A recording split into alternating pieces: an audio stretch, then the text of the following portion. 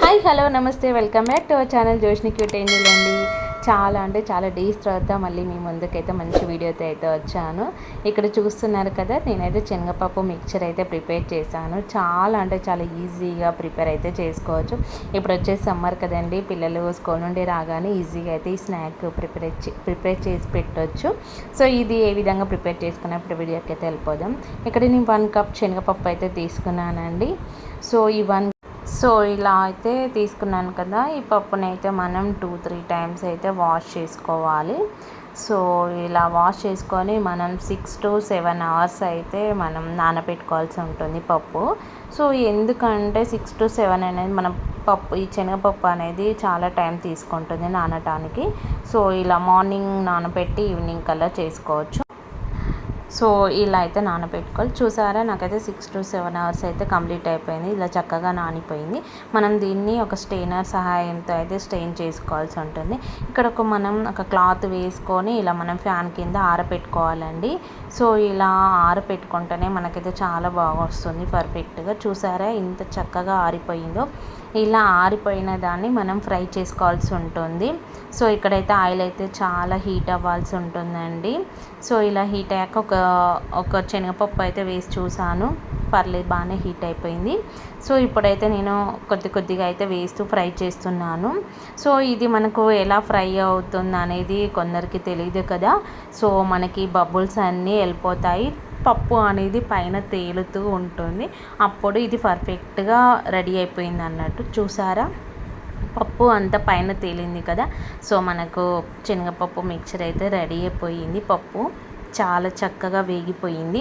So ఇప్పుడు మనం ఇంకా తీసేసుకోవాలి బౌల్లోకి. సో ఇలానే మనకు ఎంత అవుతుందో అంత మనం ఫ్రై చేస్తూ తీసేసుకోవాలి.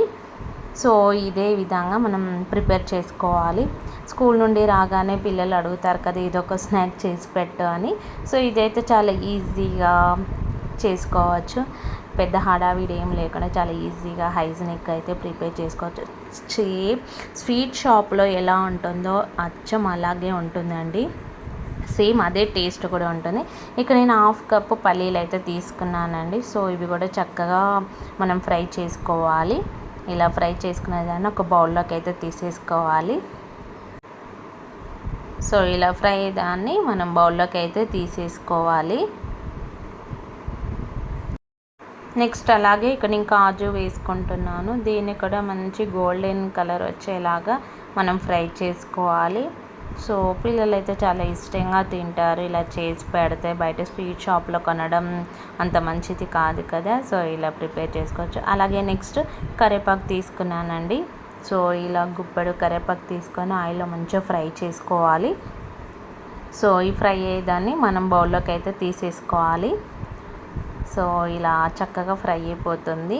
సో నెక్స్ట్ వెల్లుల్లి అండి, ఇలా కచ్చపచ్చగా అయితే మనం దంచి పెట్టుకోవాలి. సో ఇది వేస్తే మాత్రం చాలా టేస్టీగా ఉంటుంది మిక్చర్కి. ఇదే చాలా టేస్టీగా ఉంటుంది.